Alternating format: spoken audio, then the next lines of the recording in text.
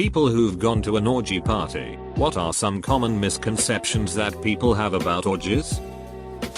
That normal hot people are involved. Oh. Hot people have orgies. It's just that none of us are invited. People actually socialize. Lots of talking and drinks are involved. Everyone was a regular. So there was a lot of catching up each month. The sex was more of a byproduct than the main attraction. This was going to be my answer. Used to be part of a sex party group. We were all friends or friends of friends. Nudity and sex just happened to be available. But besides the 8-person gangbang going on in the living room, it was just a normal get together. There's a buffet. Better be a buffet. Frank says there's a buffet. I got invited to an Eyes Wide Shut party not knowing what it was because I'd never seen the movie. Well, it's exactly what you think it's gonna be. There was a lady giving BJS to 3 guys in one bedroom and another doing a toy show in the living room and me standing in the kitchen drinking beer having no idea what to do. I eventually left because I wasn't up for an orgy. Also the ratio seemed more like a gangbang with 3 women, 4 including my beer drinking self, and maybe 12-15 guys. I went to one totally not knowing as well. Woman who I worked with invited me to come to a hotel party with her husband and some friends. I should have asked more questions. You know how embarrassing it'd be to fart during sex? Imagine if there's like way more people there. That's a lot of farting. You have more fun as a follower, but you make more money as a leader. Thanks, Creed. Everyone there is hot. Not true. Average people there. You might see someone that you think is hot. Sure. But it's normal everyday people getting it on. Like with big bellas and stuff. Hated it when I went to one. It was very socially awkward. Imagine you're at a bar having to reject men you aren't interested in who are coming onto you. That already sucks. Now imagine when they approach you, instead of talking these men are immediately touching you. Stroking your hair or shoulders or butt, and you have to find ways to put them off still. And when they finally get a clue, they sit there and stroke their big dicks watching you have sex with someone else. Never again. This is precisely what I expect if I went to one. Hence I have not gone out of my way to find one. Thanks for reinforcing my hunch. The girl-guy ratio. I worked at a sex club for a bit and the entry fees always made me chuckle. Depending on the event it was like 50 minus 200 euros for men. Always nothing for women. The real question is, who TF is getting invited to orgy parties ? Maybe I'm just weird or very sexually conservative. But I mostly clicked this thread out of a weird morbid curiosity. Orgies sound absolutely horrible. I'm afraid of too friendly fire. Also, it's weird watching people you know duck. There are rules. It's not a free-for-all. If you want that hot chick to suck you off, you might need to get permission from her partner. Not everything is in play. Some women only will allow their partners to duck them. Other women only will allow their man to duck a woman they themselves want to go down on. There are rules discussed.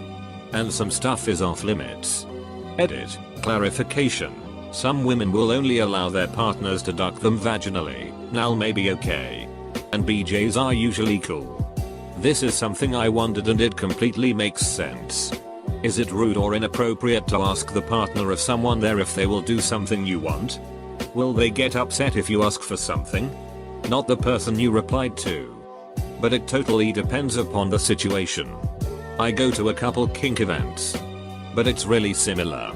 I'm pretty social. So I'll talk to a lot of people and bringing up interests is a good way after some talking. I usually ask the person I'm interested in. And that's usually a good time for them to tell me if I need to talk to their partner. If it's good to go, we'll negotiate what we are up to. And what we are not. It may seem a bit weird. But with practice it can be pretty natural. I actually prefer it now to regular dating. Just because I can be open. And we can be clear on what we want. Sex and relationship counselor here. I've learned about this stuff for my client's sake. It's not my cup of tea, but perfectly respectful as a sexual interest.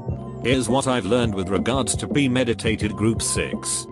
Some people assume that they can just walk into an orgy or a sex party of any kind and things will magically just happen to them for them. They assume that everyone is there to have sex, that they'll have sex with anyone, and that they'll be down for anything. In reality, legitimate sex parties or planned orgies, especially those with experienced organizers, place an incredible amount of importance on consent, communication, and courtesy. People aren't just expected to have sex with you. They can withdraw their consent at any time. Nobody is obligated to participate in any activity. And nobody is obligated to do things with anyone in particular. There is usually a brief debrief in the form of an introduction and ground rules that everyone is presented with beforehand, such as through email or the day of. Experienced orgy holders will also have special rules for non-con activity. Some very thorough parties make you sign contracts for non-con behavior, including outlining your understanding of safeguards and limits. It's also not unheard of for STI checks to be made and or for condoms or other barriers to be made available and mandatory, especially if the party is larger. There are, obviously, exceptions to this where organization is low, consent isn't emphasized, STIs aren't checked, and safety respect isn't as much of a concern. Engage at your own risk. I used to go to a club, and the consequence for non-consensual touching were pretty easy to learn. The bouncer and a couple other guys would drag you out the back door and kick the shit out of you. Gotta make sure the women feel safe or nobody is getting any. It's surprisingly like portrayed in It's Always Sunny in Philadelphia. I'm not gonna bang any of these people, they're all paunchy and weird. The 3 I went to were magical. Those people became like family to me. Ecstasy was involved. Edit, my poor choice of words. Never actually been to one, but I was invited to one once. The guy was having a bunch of people over to immediately just have an orgy. He wanted me and my partner to take a photo of us holding a spoon and a fork and send it to him to prove if we were real people before we showed up.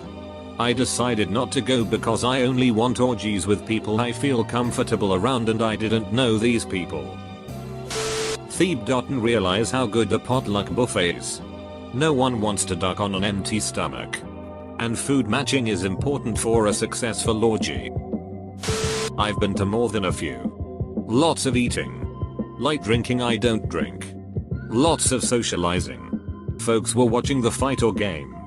If there were 20 people there, 7 were women. Maybe about 14 men. A few couples. Married or dating. Some people had sex with a bunch of people. Others with 1 or 2. I usually had sex with 1 or 2 dudes, I'm a woman. BTW. Always a good crowd. Lots of laughing and good music.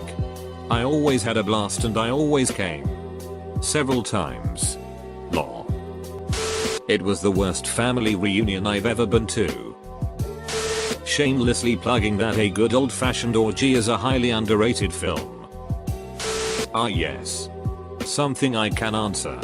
So basically most nights start of normal. There's snacks and drinks. Music. Mingling. Just a lot of normal party stuff. At some point people may break off into groups and grab a room or start a pile on the floor or in the pool. People watch. So many people just watch.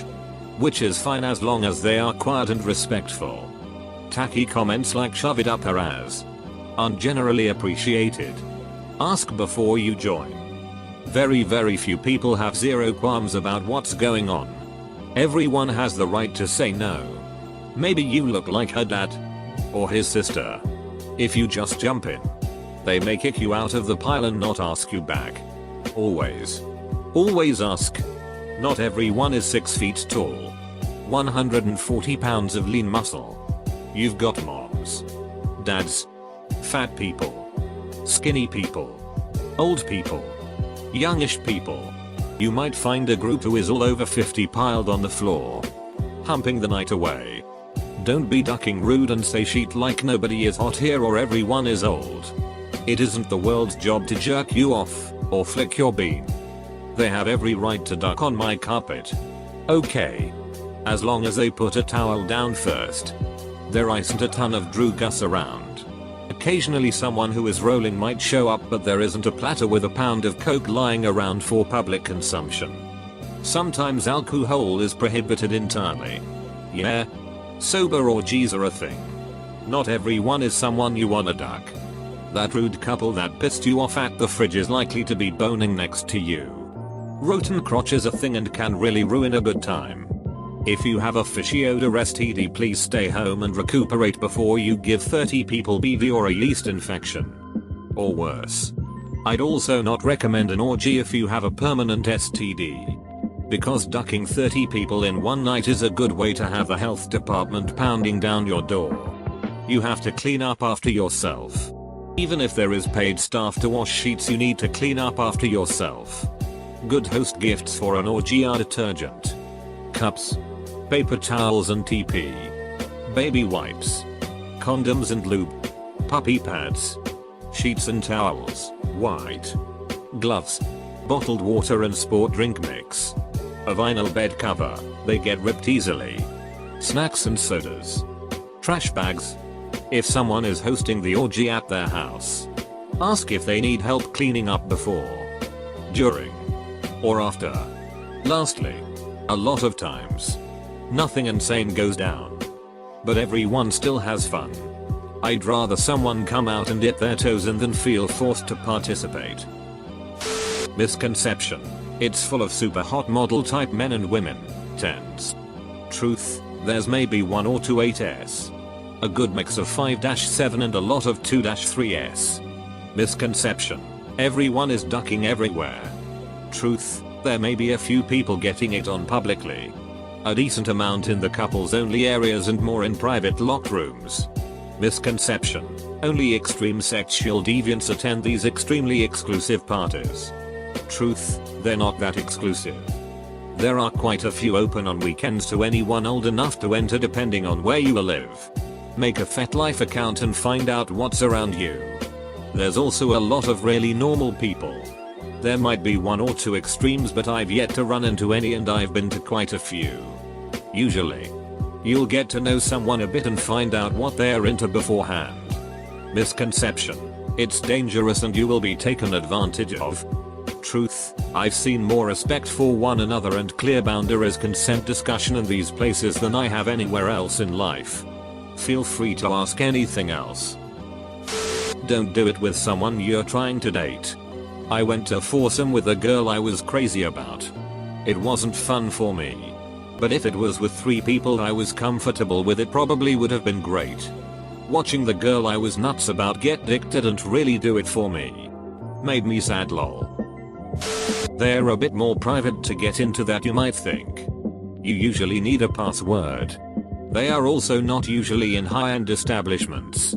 You're doing dirty stuff, so low-end apartments are more common. People don't usually expect a buffet. But you never want to get into all the 6 on an empty stomach. People are also usually wearing masks, which makes it very difficult to determine anything about the attractiveness of any of the people involved. There's also usually some cool stuff going down under the bridge that people don't know about. Yeah. If the orgy ends up being too weird, there's usually something cool under the bridge. Wife and I have been swingers for almost 2 decades now. Some basics. Not everybody is equally attracted to everyone else. Use condoms and don't use the same condom with a different woman, but change them. Consent still applies. No means no and only needs to be said once. Don't ask again. Don't argue. Don't beg. Same rules apply in darkroom orgies. It's not easy 6. It's all a careful dance of consent. You still have to be a decent human. Last party I missed, 4 naked guys nearly kicked this guy's ass. He was putting off super creeper vibes and not getting consent or accepting no as an answer. Not attractive people? It really depends on personal taste. I don't mind a little chub. Or someone who is older.